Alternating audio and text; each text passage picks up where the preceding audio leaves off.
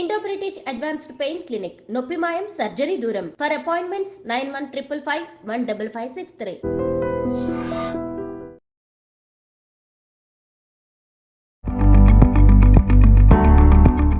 ఇప్పుడు మనకు ఎప్పుడైతే స్పెర్మ్ తొందరగా రిలీజ్ అవుతుందో అంటే వీర్యం తొందరగా రిలీజ్ అవుతుందో ఆ ప్రాబ్లంను మనము శీఘ్రస్ఖలనం ప్రాబ్లం అంటారు.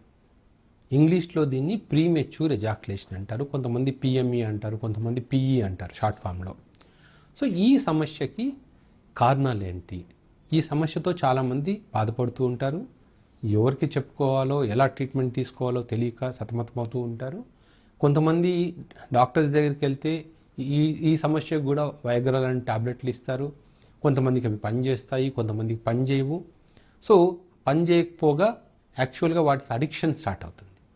సో అసలు ఈ సమస్య ఎందుకు వస్తుంది అంటే ఈ సమస్య అనేది రావడానికి మనకు 4 రీజన్స్ ఉంటాయి.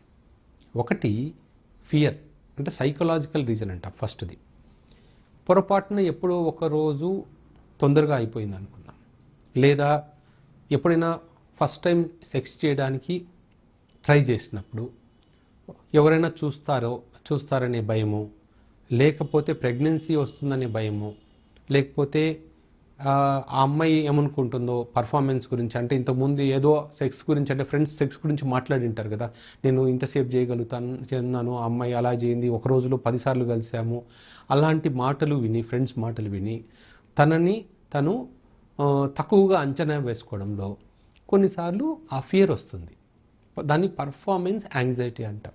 అంటే నేను సరిగా పర్ఫామ్ చేయగలుగుతానా లేదా అని. ఆ ఫియర్ వల్ల కూడా ప్రీమెచ్యూర్ ఎజాక్యులేషన్ అవ్వచ్చు.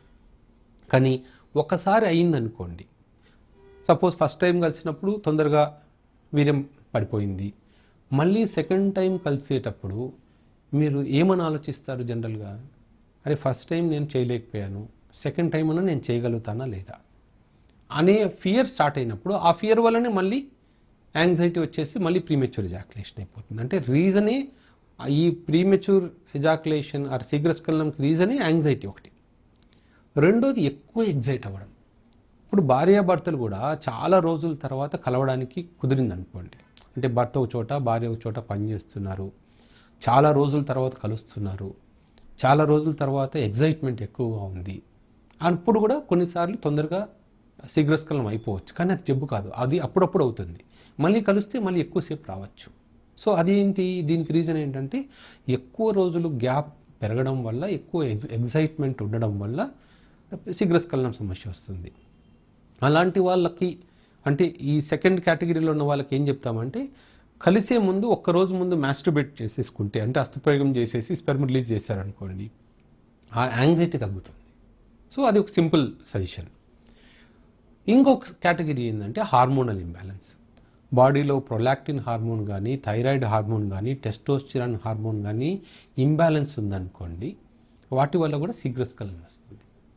మూడో రీజన్ ఉంటుంది, అతి ముఖ్యమైన రీజన్. అంటే మేము ఒక 10 మందిని చూస్తే 7-8 మందిలో ఉన్న రీజన్ ఇదే. ఇదేంటంటే ప్రాస్టేట్ గ్రంథిలో కానీ సీమెన్ రిజర్వాయర్ అంటాం. అంటే సెమైనల్ వెసికల్ అనే గ్రంథి ఉంటుంది, అక్కడే సీమెన్ స్టోర్ అవుతుంది. ఆ గ్రంథిలో ఇన్ఫెక్షన్ ఉన్నా కూడా మనకు ప్రీమెచ్యూర్ ఎజాక్యులేషన్ అవుతుంది. మేము జనరల్గా హాస్పిటల్లో చూస్తే నెంబర్స్లో మెజారిటీ పేషెంట్స్లో ఈ సమస్యలే ఉంటాయి. ఎందుకంటే ఈ ప్రాస్టేట్ ఇన్ఫెక్షన్స్ అనేవి చాలా సైలెంట్ ఇన్ఫెక్షన్స్. అంటే చాలా వరకు పేషెంట్కి తనకి ఇన్ఫెక్షన్ ఉందని తెలియదు. కేవలం మనము ప్రీమెచ్యూర్ ఎజాక్యులేషన్ కోసం ఎవాల్యుయేట్ చేసినప్పుడు మాత్రమే ఐడెంటిఫై అవుతుంది. ఇప్పుడు సింపుల్ ఎగ్జాంపుల్ ఏంటంటే, కొంతమంది పెద్దలు, ఓల్డ్ ఏజ్ పీపుల్ కానీ చిన్నపిల్లలు కానీ యూరిన్ని కంట్రోల్ చేసుకోలేరు. అంటే యూరిన్కి వెళ్ళాలి అనుకోగానే 1-2 డ్రాప్స్ పడిపోతుంది. కొంతమంది బాత్రూమ్కి వెళ్ళే లోపల కూడా కొంచెం లీక్ అయిపోతుంటుంది. అలాంటి సమస్యని ఇక్కడ ఏమవుతుంది, ఇన్ఫెక్షన్ ఉన్నప్పుడు సీమెన్ ఎక్కడైతే స్టోర్ అవుతుందో ఆ గ్రంథి యొక్క నర్వ్స్ వీక్ అవడం వల్ల స్పెర్మ్ హోల్డింగ్ కెపాసిటీ తగ్గిపోతుంది. అంటే చెయ్యాలి, నేను సెక్స్లో కలవాలి అనే థాట్ రాగానే స్పెర్మ్ రిలీజ్ అయిపోతుందేమో అని అనిపిస్తుంది. ఇది చాలామంది కామన్ ప్రాబ్లం. నేను చెప్పగానే మేము ఇలా ఉందా అని అడగగానే చాలామంది పేషెంట్స్ అవును సార్ ఇలాగే ఉంది, అసలు నేను సెక్స్ గురించి ఆలోచించగానే అయిపోతుందేమో అన్న థాట్ వస్తుంది సార్ అని అంటారు. ఇది ప్రాస్టేట్ ఇన్ఫెక్షన్ కానీ సీమెన్ రిజర్వాయర్ ఇన్ఫెక్షన్ కానీ ఉంటుంది. నాలుగో రీజన్ ఏంటంటే పెనిస్క్ టిప్లో అంటే అంగం చివర స్కిన్ సెన్సిటివ్గా ఉన్నా, ఏదైనా ఫంగల్ ఇన్ఫెక్షన్స్ వల్ల ఆ చర్మం అంతా పైన రాసుకుపోయినట్టు అనిపించడం కానీ, లేదా చాలా సున్నితంగా ఉన్నా, లేదా స్కిన్ టైట్గా ఉన్నా, లేకపోతే పెనిస్కి కింద ఒక చిన్న పొరలాగా ఉంటుంది, ఫ్రెనులం అంటాం. ఈ ఫ్రెనులం టైట్గా ఉన్నా జనరల్గా వాళ్ళకు ప్రీమెచ్యూర్ ఎజాక్యులేషన్ అవుతుంది. కానీ ఈ లాస్ట్ కేటగిరీలో ఉన్న వాళ్ళు మళ్ళీ కాండోమ్ వేసుకున్నారనుకోండి, వాళ్ళకి ఎక్కువ టైం వస్తుంది. సో ఎట్లా డిఫరెన్షియేట్ చేస్తామంటే, కాండోమ్తో చేస్తే బాగుంది డాక్టర్, ఓన్లీ నాకు కాండోమ్ లేకుండా కలిసినప్పుడు మాత్రమే శీఘ్రస్ఖలనం అవుతుంది అన్నారు అనుకోండి, దెన్ దానికి రీజన్ ఏంటి? Only sensitivity, glance sensitivity. అప్పుడు మనము ఆ స్కిన్ని లూజ్ చేయడం కానీ, ఆ సెన్సిటివిటీని తగ్గించడం కానీ చేయగలిగితే రిలీఫ్ వస్తుంది. సో మనము ఈ 4 రీజన్స్ అనుకున్నాం కదా.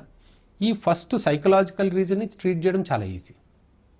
తర్వాత లాస్ట్ రీజన్ని ట్రీట్ చేయడం ఈజీ, ఎందుకంటే పెనిస్ స్కిన్ సెన్సిటివ్గా ఉందంటే దాన్ని మనం ట్రీట్ చేసుకోవచ్చు. తర్వాత హార్మోనల్ ఇంబ్యాలెన్స్ ఉన్నా కూడా ట్రీట్మెంట్ అనేది ఈజీ. కానీ ఓన్లీ కొంచెం టైం ఎక్కువ పట్టేది ఏంటంటే, ప్రాస్టేట్ గ్రంథిలో ఇన్ఫెక్షన్స్ ఉన్నప్పుడు మనం ఆ ఇన్ఫెక్షన్ తగ్గించి మళ్ళీ ఆ గ్రంథిని హెల్తీగా చేసేంత దాకా ప్రీమెచ్యూర్ ఎజాక్యులేషన్ క్యూర్ అవ్వదు.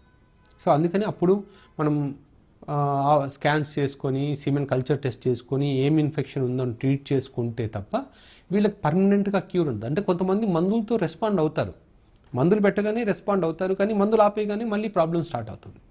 ఎందుకు అంటే మనకు ఈ 4 రీజన్స్లో ఏదైతే రీజన్ ఉందో ఆ రీజన్ మనకు కంప్లీట్గా క్యూర్ అయితేనే మనకు ప్రీమెచ్యూర్ ఎజాక్యులేషన్ ట్రీట్ అవుతుంది. ఇంకా వ్యూవర్స్, దీని గురించి ఏదైనా డౌట్స్ ఉంటే కామెంట్ సెక్షన్లో పోస్ట్ చేయండి, వాటి గురించి కూడా వీడియోస్ చేయడానికి ట్రై చేస్తాం.